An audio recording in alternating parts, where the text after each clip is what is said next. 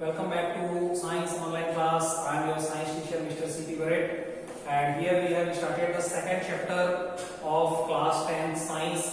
The name of the second chapter is Digestive Human System. Okay, the name of the second chapter is Human System, and in this particular chapter we have to study so many systems. Either it is respiratory system, either it is digestive system. So many systems are there. So in the same series we have started the digestive system. Digestive system के बारे में बात कर रहे थे, mouth हो चुका था, टीथ के बारे में बात कर चुके हैं, इसके बाद फेरिंक्स के बारे में बात कर चुके हैं, हम लोग ईसोफेगस में आ चुके थे। तो ईसोफेगस का ही अपन ने लास्ट टाइम पढ़ा था। Oesophagus is the food pipe 25 centimetre long होता है and oesophagus is what? Oesophagus क्या करता है? फूड पार्टिकल्स को स्टमक तक लेकर के जाने वाला एक फूड पाइप है, ठीक है। अब होता क्या है, when the food इंटर्स into the oesophagus, जब भी फूड पार्टिकल्स ईसोफेगस में इंटर करते हैं, the muscles in the walls of the esophagus, तो esophagus के वॉल में जो मसल्स होते हैं, मांसपेशियां जो होती हैं, वो दो काम करती हैं। वो कंटिन्यूअसली कॉन्ट्रैक्ट होती हैं, मतलब सिकुड़ती हैं, और रिलैक्स होती हैं, मतलब फैलती हैं। तो मसल्स जो प्रेजेंट है वॉल्स ऑफ द इसोफेगस में, walls of the food pipe में, उनका कंटिन्यूअसली कॉन्ट्रैक्शन होना और रिलैक्सेशन होना, मतलब मसल्स का आपस में कॉन्ट्रैक्ट मतलब कंटिन्यूअसली कॉन्ट्रैक्ट होना, सिकुड़ना, रिलैक्स होना मतलब फैलना। इस पर्टिकुलर मूवमेंट को करते हुए वो फूड पार्टिकल्स को धीरे धीरे धीरे धीरे पुश बैक करके, नीचे नीचे पुश बैक करके धकेलते हुए फूड पार्टिकल्स को कहां तक लेकर के जाती है? स्टमक तक। तो इस तरीके से ये जो वेव लाइक मूवमेंट होता है, कॉन्ट्रैक्ट होना, रिलैक्स होना, कॉन्ट्रैक्ट होना, रिलैक्स होना, किसका?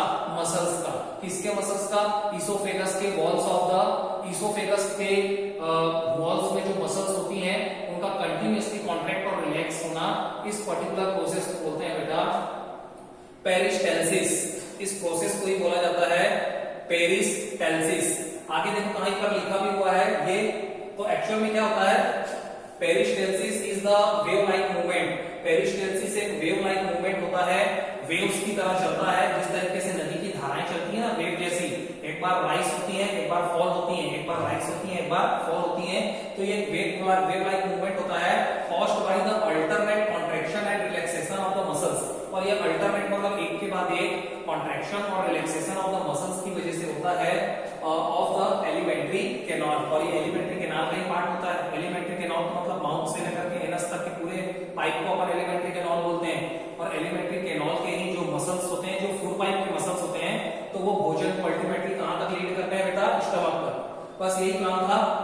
यहाँ पे देखो, the main function of the oesophagus is to enable the food pass from mouth to stomach. Short में मैं आपको बात करूं तो बात ये होती है कि ईसोफेगस में किसी भी प्रकार का डाइजेशन नहीं होता है। ईसोफेगस का केवल एक ही काम है, कंटिन्यूअसली कॉन्ट्रैक्ट और रिलैक्स करते हुए मसल्स को, फूड को धीरे धीरे खिसकाते हुए कहां तक लेकर के जाना? स्टमक तक। बस यही काम करता है, ठीक है। आगे देखो, स्टमक। स्टमक को अपन बहुत अच्छे से समझते हैं। स्टमक मतलब पेट। स्टमक को देखना, stomach is a muscular J shaped sac like organ.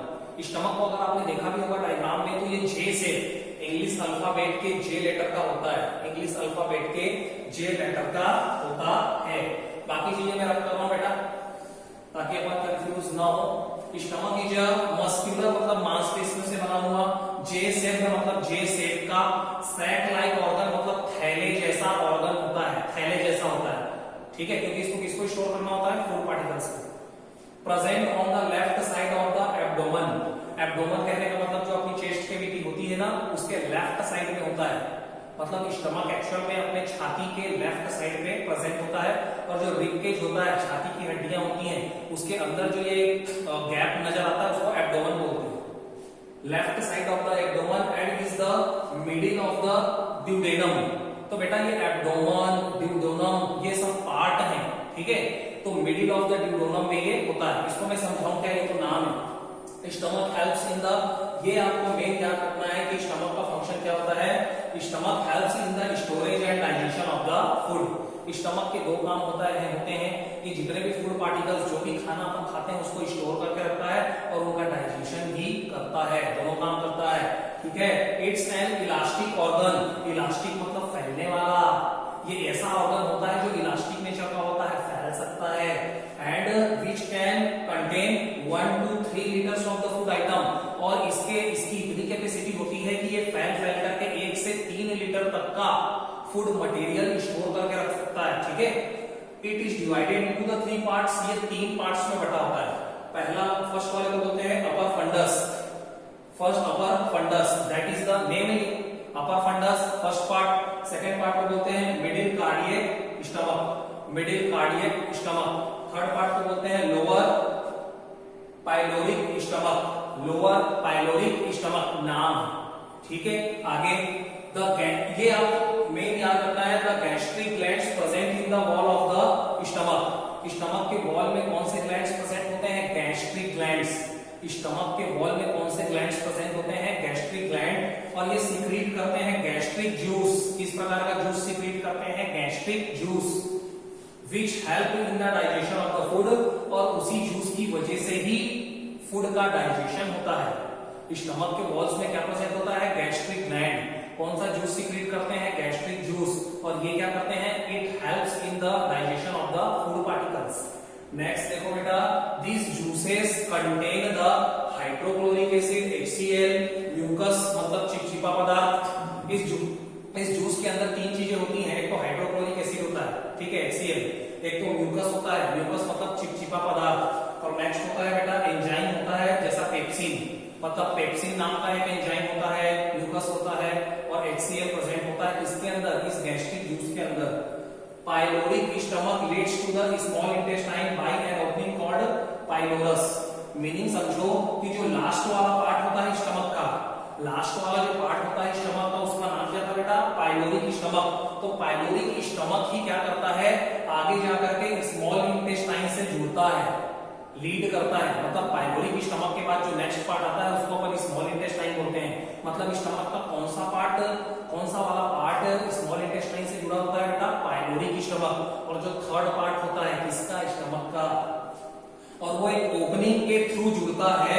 उस ओपनिंग को, उस वॉल को बोला जाता है पाइलोरस। ठीक है, guarded by the pyloric sprinter muscles. मतलब एक वॉल जैसा वॉल होता है उसको पाइलोरस बोलते हैं, और गाइडेड बाय मतलब इसको कंट्रोल कौन करता है? Pyloric sprinter muscle. एक मसल्स होता है पाइलोरिक स्प्रिंटर मसल्स, ये इसको कंट्रोल करता है, और ये डिसाइड करता है कि इस टाइम पे इसको स्मॉल इंटेस्टाइन से जोड़ना है। आगे this sprinter allows only 1 teaspoon of the food at a time to enter the duodenum। समझना बात, स्मॉल इंटेस्टाइन का जो पहला वाला पार्ट होता है जिसको ड्यूडेनम बोलते हैं। स्मॉल इंटेस्टाइन के बारे में अभी मैं पढ़ूंगा, तो भी आपको पढ़ाने वाला हूं। स्मॉल इंटेस्टाइन का जो फर्स्ट पार्ट होता है जिसको ड्यूडेनम बोलते हैं, तो बेटा ये स्प्रिंटर का काम इतना होता है कि ये एक टाइम में केवल 1 teaspoonful of the food particles को अलाउ करवाता है to enter into the small intestine. Hindi में बात करें तो स्मॉल इंटेस्टाइन में ऐसा नहीं है कि फटाफट सारा खाना उतर जाता है, एक एक चम्मच खाने को ये देता जाता है। किसको? स्मॉल इंटेस्टाइन को। कौन देता है? स्प्रिंटर। जो स्प्रिंटर जो होता है ना, वो वॉल्व जैसा होता है, और वो डिसाइड करता है कि एक बार में केवल 1 चम्मच खाना ही किसमें उतारना है? स्मॉल इंटेस्टाइन के फर्स्ट पार्ट में, जिसको हम क्या बोलते हैं? ड्यूडेनम। आगे ठीक है, इसको इर्रेगुलर फोल्ड ये सब पढ़ने की जरूरत नहीं है, ये पढ़ लो बस। The product of digestion in the stomach is called chyme.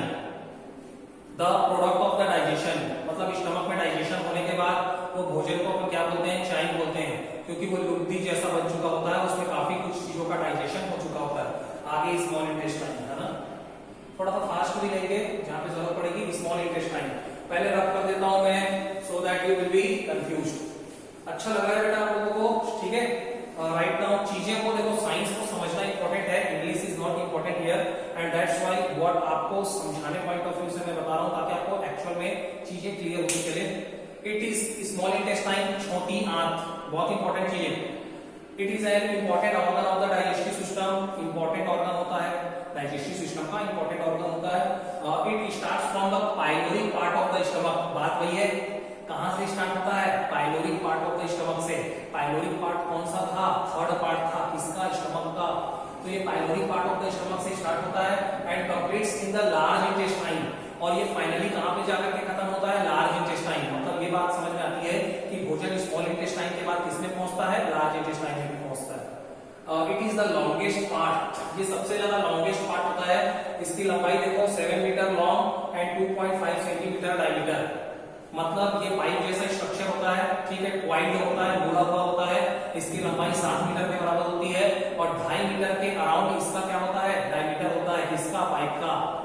आगे द चाइन, अपन ने ये बात समझ में आ गई थी कि स्टमक के बाद जो फूड पार्टिकल काफी हद तक डाइजेस्ट हो चुके होते हैं उसको अपन चाइन बोलते हैं।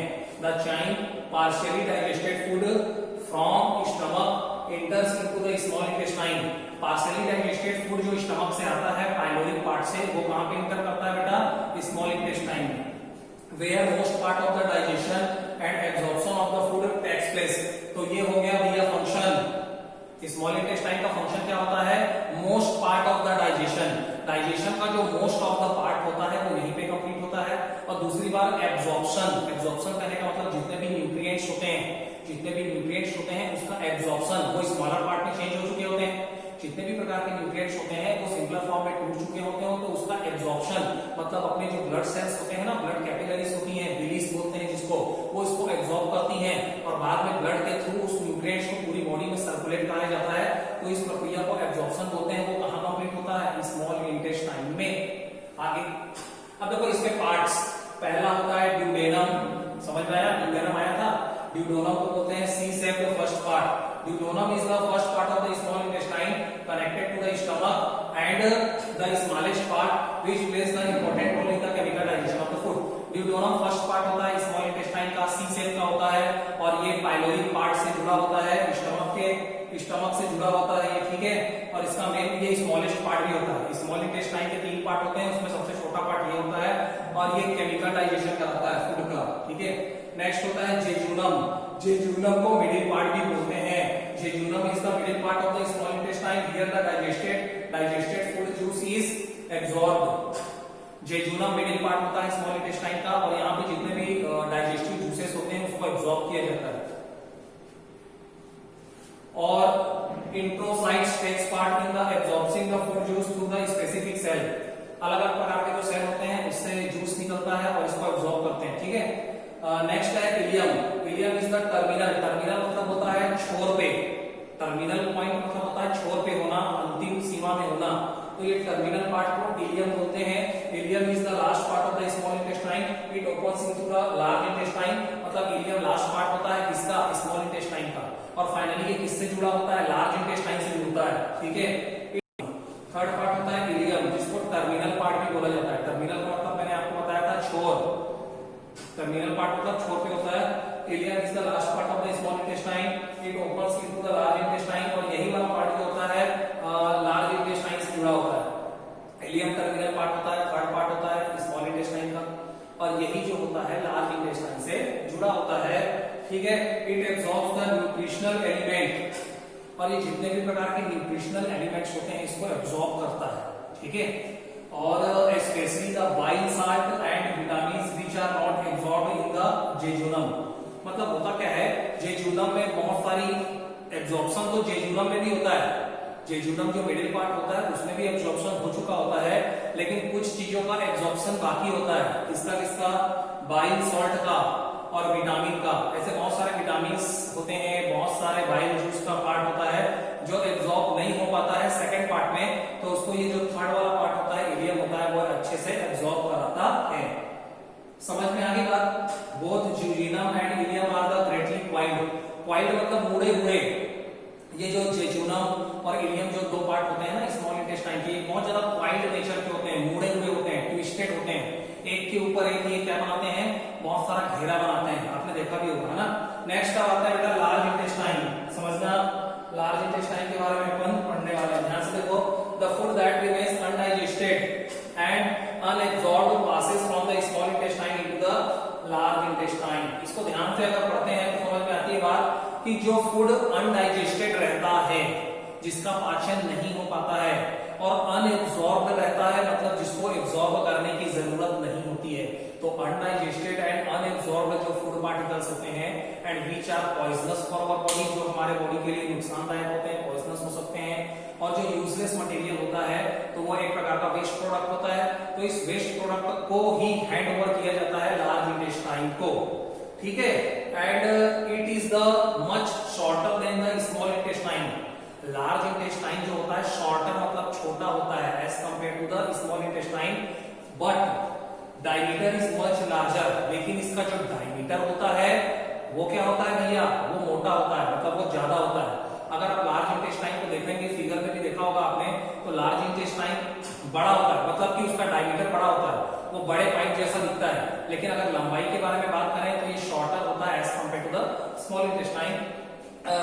Some specific organisms are found here. These organisms through the fermentation process change the food materials simpler and help in the digestion. Undigested food from the small intestine, it is made of the 3 parts. ठीक है, ये सारी चीजें हैं। अब ये 3 part में बटा होता है। पहला होता है कैल्शियम, दूसरा होता है कोलोन, तीसरा होता है रेक्टम। अब ये जो कोलोन होता है इसके और 3 पार्ट होते हैं, एक असेंडिंग, एक होता है ट्रांसवर्स, एक होता है डिसेंडिंग। तो ये सारी चीजें बारीक चीजें हैं, समझेंगे आगे। देखो अपने को तो मेन फंक्शन देखना है।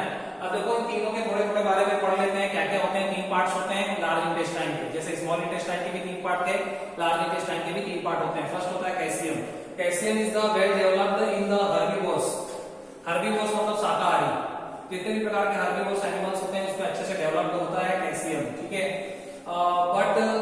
But in man it is very small, लेकिन मनुष्यों में बहुत छोटा होता है, ठीक है। Arising from the calcium is a finger-like vestigial organ, the vermicomb appendix। और एक प्रकार का ये फिंगर-like प्रोजेक्शन होता है, फिंगर जैसा दिखाई देने वाला एक प्रोजेक्शन होता है, ठीक है। अगला है colon. Pelvic colon leads to the rectum. Rectum इसका थर्ड पार्ट होता है। तो कोलोन जो होता है वो रेक्टम से जुड़ा होता है, that opens out by the anus, और ये बाद में एनस से होकर के जुड़ जाता है। The colon consist of the ascending colon, transverse colon, descending colon. मतलब ये जो कोलोन होता है भैया ये मिडिल पार्ट होता है, और एक्चुअली ये खुद सब डिवाइडेड होता है 3 पार्ट में। एक होता है असेंडिंग, एक होता है डिसेंडिंग और एक होता है ट्रांसवर्स। यही वाली बातें बताई गई हैं, और ये रेक्टम से जुड़ा होता है। रेक्टम थर्ड पार्ट होता है। Third rectum, the remaining undigested food is stored in the last part of the large intestine called the rectum for some time. Rectum last part होता है किसका, लार्ज इंटेस्टाइन का। और जो अनडाइजेस्टेड फूड पार्टिकल्स होते हैं, यूजलेस फूड पार्टिकल्स होते हैं, उसको ये स्टोर करके रखता है for the some time. Later when we go to the toilet, this undigested semi solid waste is forced to pass out from our body through the anus in form of the faeces. समझ में आ गया होगा। हम लोग जब fresh होने जाते हैं तो जो अनडाइजेस्टेड फूड पार्टिकल्स होता है ना, जिसको अपन फेसेस बोलते हैं, उसी को तो पास आउट किया जाता है। कहां से, एनस से। तो पूरी प्रक्रिया समझ में आ गई होगी। आगे देखो बेटा डाइजेस्टिव ग्लैंड्स, इंपॉर्टेंट चीज है डाइजेस्टिव ग्लैंड्स। इसका भी बहुत इंपॉर्टेंट रोल होता है। In the human digestive glands secret the digestive juices. Humans में डाइजेस्टिव ग्लैंड जो होते हैं, जितने भी प्रकार के ग्लैंड्स होते हैं, वो डाइजेस्टिव जूस को सीक्रेट करते हैं। एक लिक्विड जैसा मटेरियल को ड्रान आउट करते हैं, बाहर निकालते हैं, ठीक है, और उसको डाइजेस्टिव जूस बोला जाता है। इट इंक्लूड्स, और कौन कौन से प्रकार के ग्लैंड होते हैं, नाम याद रखना। पहला होता है स्लेवरी ग्लैंड, दूसरा होता है गैस्ट्रिक ग्लैंड। स्लेवरी ग्लैंड कहां मौजूद होता है, माउथ में। गैस्ट्रिक ग्लैंड कहां मौजूद होता है, स्टमक में। थर्ड में देखो इंटेस्टिनल ग्लैंड। इंटेस्टिनल ग्लैंड कहां मौजूद होता है, स्मॉल इंटेस्टाइन में। और चौथा होता है पैंक्रियास। पैंक्रियास के बारे में अलग से पढ़ेंगे। और पांचवा होता है लिवर। 5 प्रकार के ग्लैंड्स होते हैं। पहला स्लेवरी ग्लैंड्स, दूसरा गैस्ट्रिक ग्लैंड, तीसरा इंटेस्टिनल ग्लैंड, फोर्थ होता है लिवर, फिफ्थ होता है पैंक्रियास। ओके, अच्छे से याद रखना, नाम याद रखना। स्लेवरी ग्लैंड्स के बारे में पढ़ने वाले हैं बेटा, ये रख करता हूं। लुक हियर, स्लेवरी ग्लैंड्स ढंग से समझना।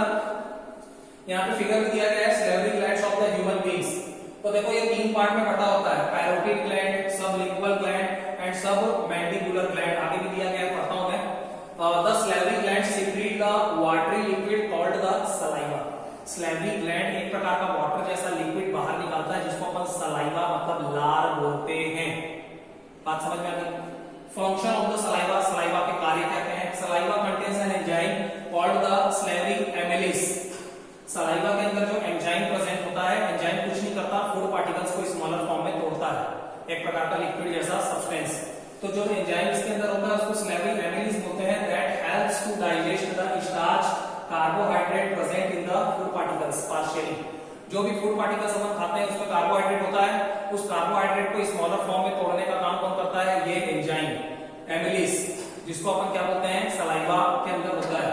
Saliva also helps in the lubricating the food and makes it easier for swallowing। Saliva की वजह से वो फूड मटेरियल लुब्रिकेट करना सलाइवा जो अपन सूखा सूखा भोजन खाते हैं उसमें लार और सलाइवा को मिक्स करता है, उसके बाद उसको स्वॉलोइंग करना, निगलना आसान हो जाता है। ठीक है, 3 pairs of the salivary gland open into our mouth, they are, तो इसके एक्चुअल में 3 पार्ट्स होते हैं, salivary glands के 3 पार्ट होते हैं, इसी को अपन समझते हैं भैया। यहाँ पे देख लो कहाँ पे होते हैं, फिगर में भी देखना, यहाँ पे भी देखना। एक होता है पैरोटिड, लोकेशन होती है चीक मतलब गाल, गाल के पास जो ग्लैंड होता है उसको पैरोटिड ग्लैंड बोलते हैं, और ये पार्ट किसका है, सैलिवरी ग्लैंड का। सेकंड होता है बेटा सब मैंडुलर, जिसको सब मैक्सिलरी भी बोलते हैं, लोकेशन होता है लोअर जॉ, लोअर जॉ में जो सैलिवरी ग्लैंड का पार्ट होता है उसको बोलते हैं मैंडिबुलर, सब मैंडिबुलर। थर्ड होता है बेटा सब लिंगुअल, और लोकेशन होती है बिलो द टंग, जीभ के नीचे जो ग्लैंड होता है उसको अपन क्या बोलते हैं, सब लिंगुअल। आगे बढ़ते हैं, पैंक्रियास, बस हो गया, थोड़ा सा अपने को समझना है क्या क्या होता है। ठीक है, पैंक्रियास के बारे में पढ़ते हैं बेटा। Pancreas is the second largest gland present near the duodenal loop. Pancreas क्या होता है, सेकंड लार्जेस्ट ऑर्गन होता है। फर्स्ट लार्जेस्ट ऑर्गन कौन सा होता है, लिवर होता है, उसके बाद जो सेकंड नंबर का होता है उसको पैंक्रियास बोलते हैं। ठीक है, और बीनीथ द स्टमक, यहाँ पे जो लिखा हुआ है ना ड्यूडेनम, तो बेटा ड्यूडेनम किसका पार्ट होता था, स्टमक का, स्टमक के नीचे ही ये प्रेजेंट होता है। समझ में आ गई बात। It is a cream coloured heterocrine gland.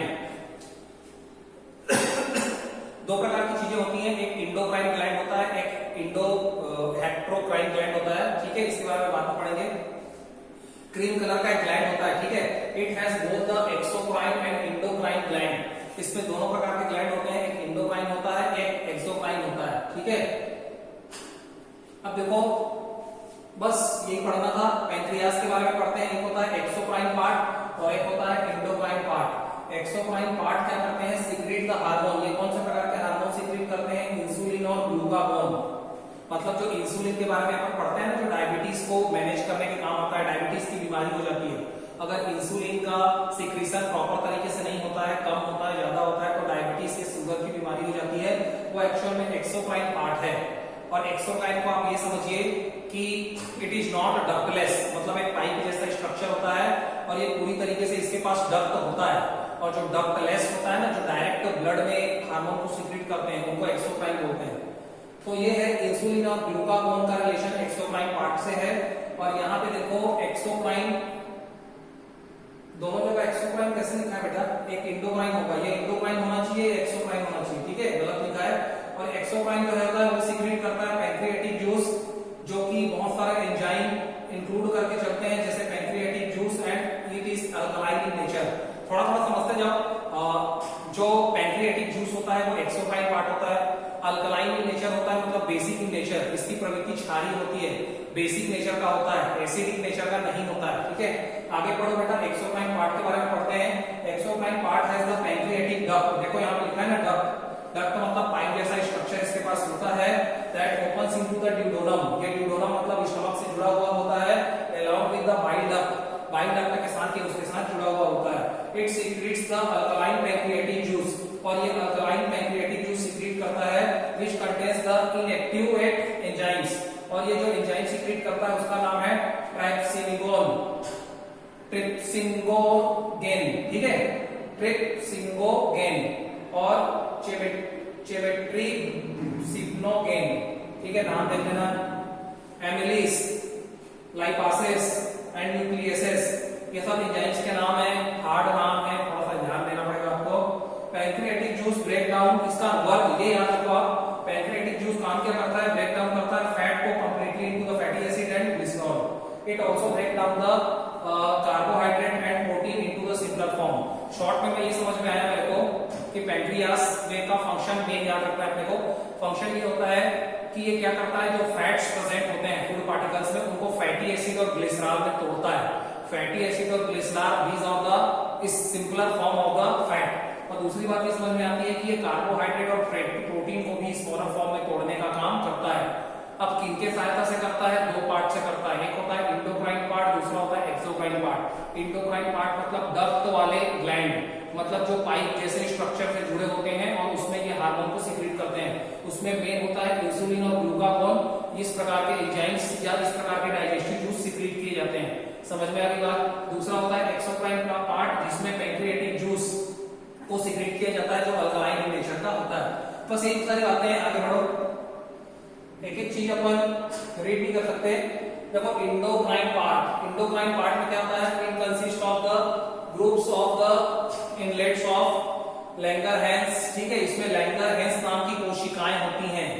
Endocrine part में लैंगरहैंस नाम की कोशिकाएं या सेल्स होते हैं। each inlets of the Langerhans consist of the three types of the cell. Langerhans में तीन प्रकार के सेल पाए जाते हैं which secrete the hormone into the circulating blood, जो सीधे ब्लड में क्या करते हैं बेटा, हार्मोन को सीक्रेट करते हैं। मतलब उल्टा हो गया, इंडोक्राइन जो पार्ट होता है वो सीधे ब्लड में हार्मोन को सीक्रेट करता है, सीधे ब्लड में मिक्स करता है, और जो एक्सोक्राइन पार्ट होता है वो डक्ट वाला होता है, वो पाइप के स्ट्रक्चर से जुड़ा होता है। समझ में आ गई बात। इसमें लैंगरहैंस नाम के वो होते हैं, ग्रुप्स ऑफ द सेल्स होते हैं, वो तीन सेल होते हैं, ठीक है, alpha cell, beta cell, delta cell. तो लैंगरहैंस में तीन प्रकार के सेल होते हैं, एक alpha cell, beta cell, delta cell. They produce the glucagon hormone. Alpha cell glucagon hormone को जनरेट करते हैं which convert the glucagon into the glucose in the liver, और बाद में ये ग्लूकागोन को ये क्या बोलते हैं, लिवर में जाकर के ग्लूकोज में चेंज करते हैं।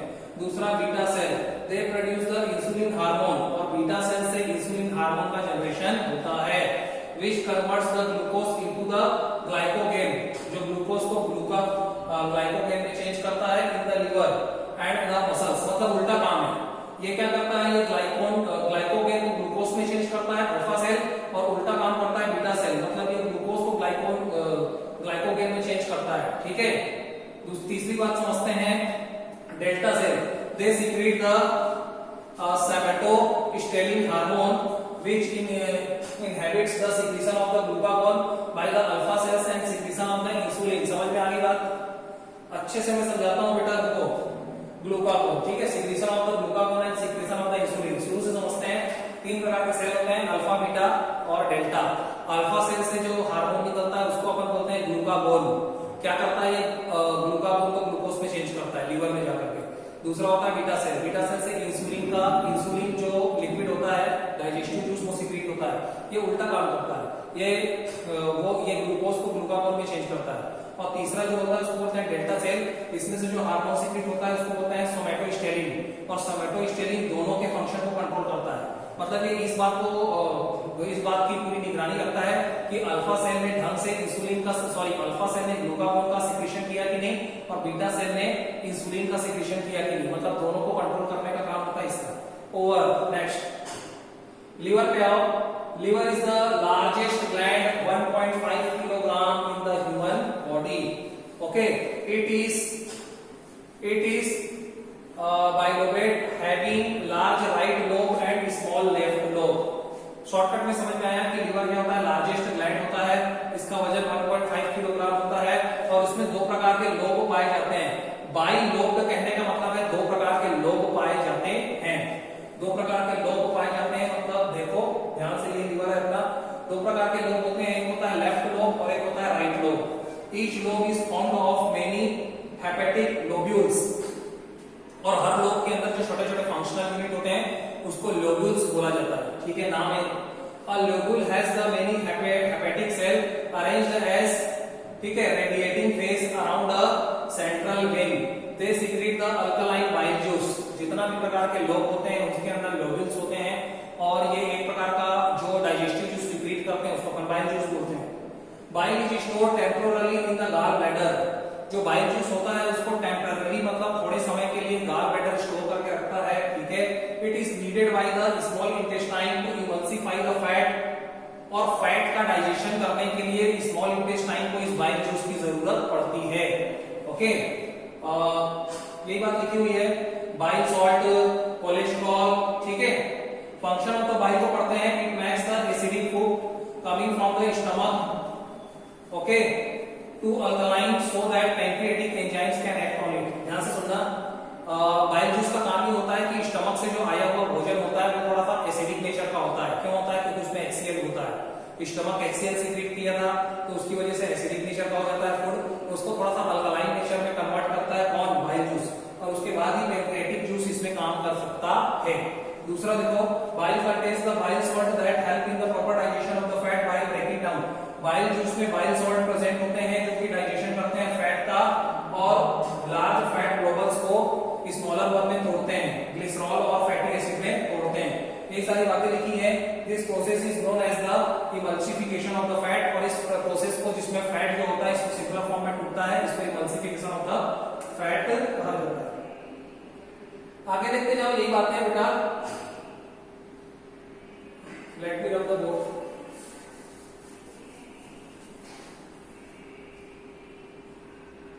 कहां पे आ गए अपन? हाँ, ये फंक्शन पढ़ रहे थे। On the lower surface of the right liver lobe, जो राइट लीवर लोब का लोअर सरफेस होता है, there is a thin walled pear shaped sac. वहां पे थीन वॉल वाला, दीवार वाला, पियर मतलब होता है नाशपाती, नाशपाती के शेप का एक सैक होता है जिसको गाल ब्लैडर बोला जाता है। मतलब गाल ब्लैडर कहां से जुड़ा होता है? लीवर से जुड़ा होता है। टेम्पररी मतलब थोड़े समय के लिए बाइल जूस को स्टोर करके रखता है, पियर शेप का होता है।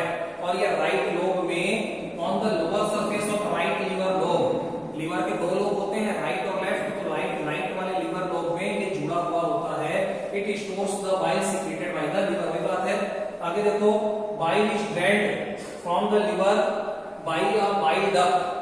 मतलब जो बाइल जूस होता है वो लीवर से निकलता है बाइल डक्ट के द्वारा। डक्ट मतलब पाइप जैसा स्ट्रक्चर, लीवर का एक पाइप जैसा स्ट्रक्चर होता है बाइल डक्ट। देखो, ये देखो bile duct from the liver. तो जो बाइल जूस अंदर स्टोर होता है ना बेटा, ये गाल ब्लैडर हो गए। देखो देखो ध्यान से, ये गाल ब्लैडर बाइल जूस को स्टोर करके रखता है, और यहाँ से बाइल जूस जो निकलता है वो एक डक्ट से जुड़ा होता है जिसको बाइल डक्ट बोलते हैं। ठीक है, देखो यहाँ पे बाइल डक्ट, यहाँ पे बाइल डक्ट, और यहाँ पे अलग अलग दिया गया है। ठीक है, ये पैंक्रियास से जुड़ा होता होगा, ये ड्यूडेनम। ठीक है, आगे बढ़ते। Which is formed by the joining of a cystic duct from the gallbladder and a common hepatic duct from the different liver lobes।